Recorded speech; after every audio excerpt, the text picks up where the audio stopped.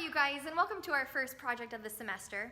For this project, you guys are going to be creating what's called a Zentangle illustration, kind of like a coloring book page. But before we begin, let's go over some art history and vocabulary words. So as I said on the first day of school, each of our projects will be correlated to an element of design. Now the elements of design are kind of like our tools in our artist toolbox. And those elements are line, shape, value, color, texture, size, and space.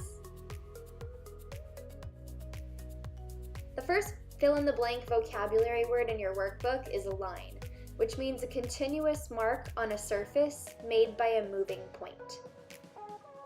Your next vocabulary word, which I'm sure you guys already know, is geometric shapes, and those are man-made shapes such as squares, circles, and triangles.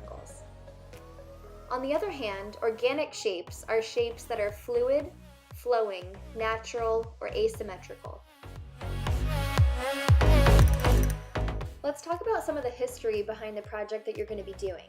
So a mandala is a geometric figure representing the universe in Hindu and Buddhist symbolism, and it literally means circle. So this is kind of a more modern example of the mandala that you might see.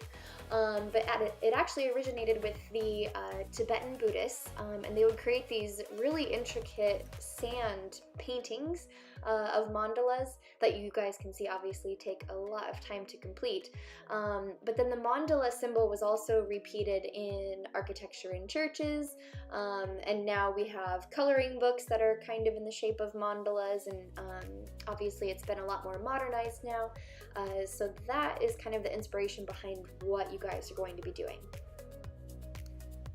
And as I said before, the mandala is a symbol of the universe, so let's talk about symbolism.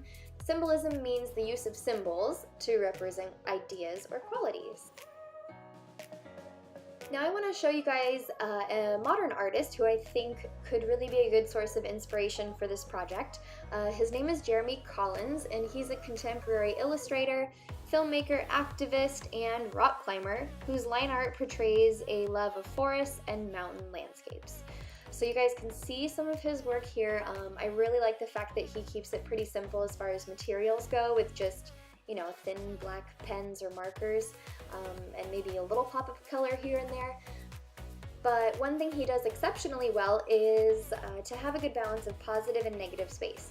So positive space is space that is occupied by an object or form, and negative space is the space that surrounds an object or form. So here's an example of him using a good balance of positive and negative space.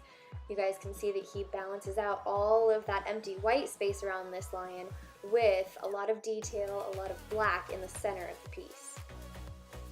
So what you guys are going to be creating is a Zentangle, which is a method of creating beautiful images by drawing structured, repetitive patterns. And let's go ahead and go over pattern. That is a repetition of specific visual elements. So here are some examples of what you guys could do for your Zentangle.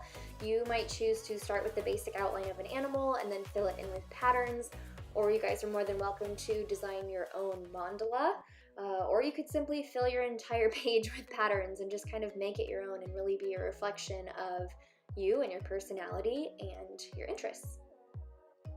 So make sure you guys reference your workbook for the requirements on this project, and also the exercises that you'll need to complete before you begin. But after you're ready to start, these are the materials that you guys will need for this project. You'll need a pencil, an eraser, a ruler, and then a variety of markers as well. There are some Sharpies at the back of the classroom, as well as the thinner markers too, and those ones are going to be all labeled a little bit differently depending on what size the tip is, so make sure that you guys check those out. And you'll also need a piece of the 11 by 14 Bristol paper. Now the rest of this video is a speed video of me working on my project that I did as an example for you guys. I chose to do a fox for this one because I really like the original design of it, and it also kind of reminded me of my little dog Taz. He's like a Papillon Chihuahua mix, so he has those big old ears and this big fluffy tail. So I really like kind of the inspiration behind this, but I created the patterns inside and just kind of made it my own. You guys can see the rest of this video here, but as soon as you are ready to begin and you finish the video and you finish the exercises in your workbook, feel free to go ahead and get started. All right, have fun, you guys.